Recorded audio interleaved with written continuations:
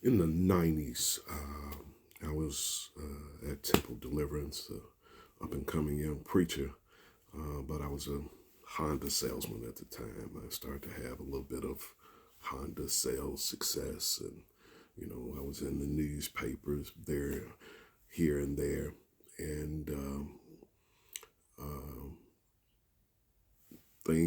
my Honda business was great to a degree, but then church members started buying from me. And as the church parking lot started to fill with new Hondas, the buzz started. So there's another business person that was at Temple Deliverance at that time, and we talked amongst each other. And we came up with this idea to get a Temple Deliverance business directory, and we talked about how we would push it and find, because he's a prominent business person in the Memphis area. So we were trying to see how we could help each other's businesses respectively. And we gave the idea to Bishop Patterson, and he kind of ho-hummed inside. So we sat there and we was like, wow, I thought Bishop was going to push us doing things for our businesses. It's going to bless the church and everything else and support Black business and everything else. And then finally, Bishop, when we kept pushing it on him, he had to sit us down, and he told us this. He said, your idea is great.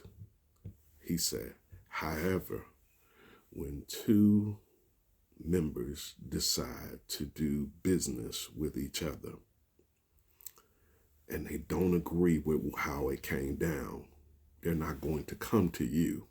He said, they come to me. We never thought about that you got to sit there.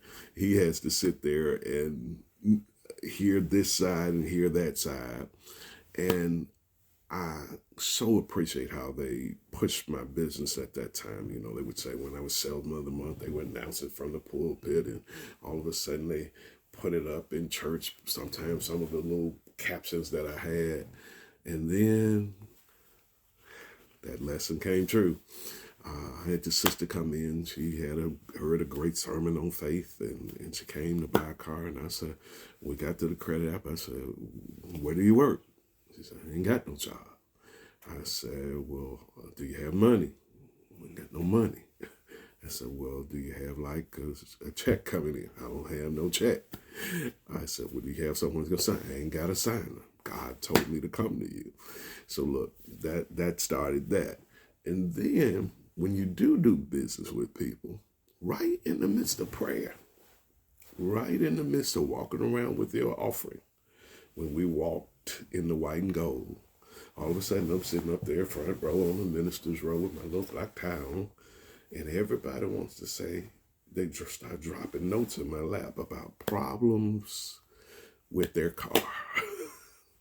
Right there, right in the middle of prayer, right in the middle of giving. So look, sometimes the voice of experience needs to speak. A lot of times we won't understand why a leader does what he or she may do, but sometimes we need to listen to the voice of experience. Be blessed.